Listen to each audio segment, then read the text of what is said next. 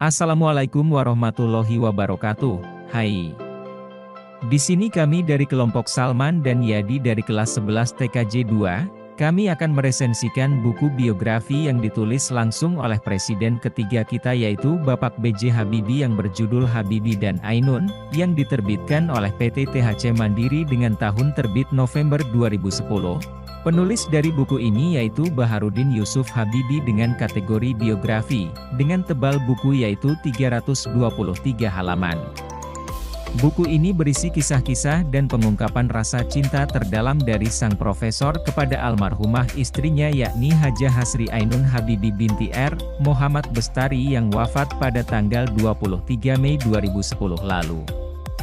Dalam kata pengantarnya, Habibie mengaku jika penulisan buku ini menjadi terapi bagi dirinya untuk mengobati kerinduan.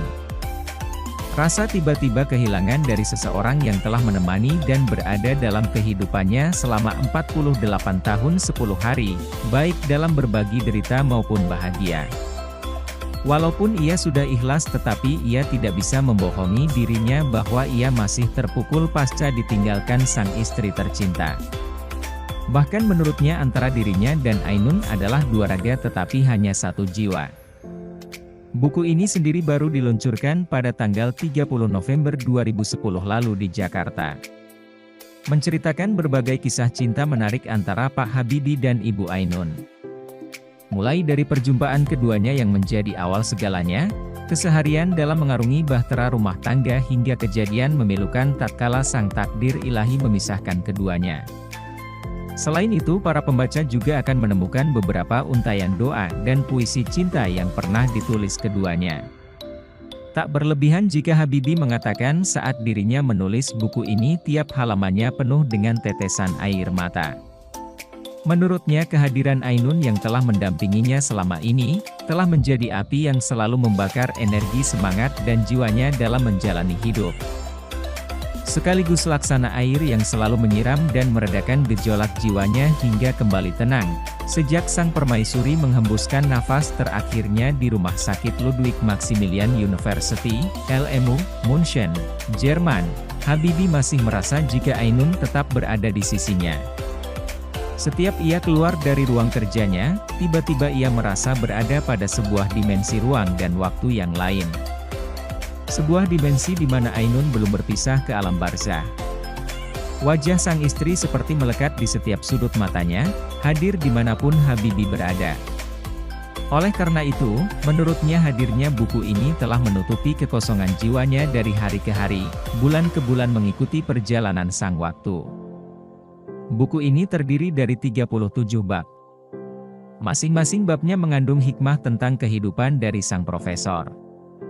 Gaya ceritanya yang sederhana, menjadikan para pembaca ingin terus menyaksikan apa-apa saja tingkah pola Habibie dan Ainun di belakang layar pentas nasional. Sehingga para pembaca akan menemukan sebuah bacaan yang berbeda. Layaknya sebuah novel, Habibie mampu menyajikan sebuah alur cerita unik dan menawan sehingga begitu lekat di mata para pembacanya.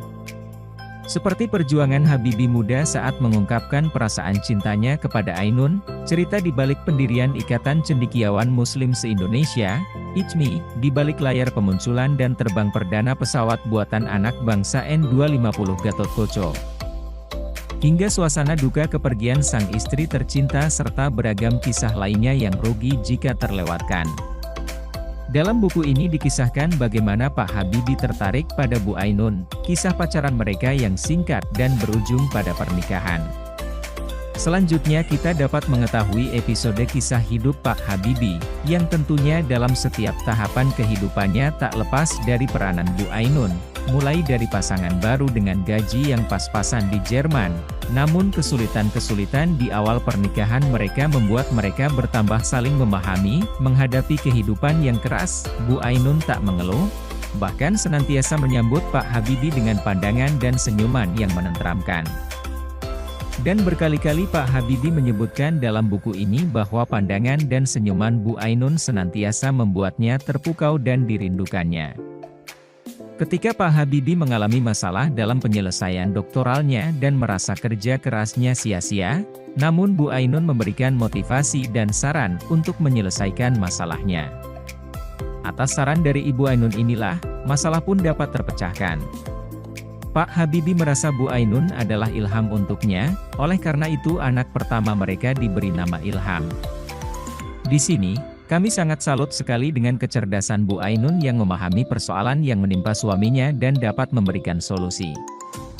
Dan apapun yang terjadi Pak Habibie senantiasa mengkonsultasikannya dengan Bu Ainun.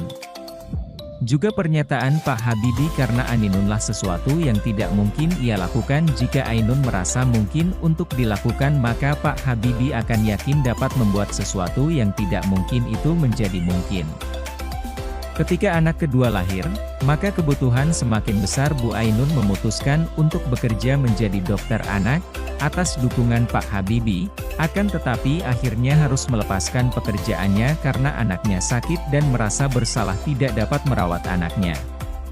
Meskipun pada akhirnya Bu Ainun memutuskan menjadi ibu rumah tangga namun Bu Ainun tetap dituntut untuk dapat mengikuti perkembangan karir Pak Habibie sehingga masih tetap dapat memberikan masukan-masukan kepada Pak Habibie, apalagi setelah kembali ke tanah air. Bu Ainun disibukkan untuk mendampingi Pak Habibie juga membuat kegiatan di lembaga-lembaga yang dipimpin oleh suaminya dan juga mengepalai berbagai yayasan. Jabatan yang diemban Pak Habibie tak membuat Bu Ainun berubah. Malah mereka semakin tidak dapat dipisahkan di mana ada Pak Habibie di situ ada Bu Ainun. Sampai ketika Bu Ainun sakit dan meninggal, Pak Habibie merasa bahwa ia dan Ainun meninggal karena diikat oleh cinta yang murni, suci, sejati, sempurna dan abadi. Setelah kami membaca dan membuat suatu resensi tentang buku Habibie Ainun, kami mendapatkan beberapa kelebihan dan kekurangan dari buku tersebut. Beberapa kelebihannya yaitu 1.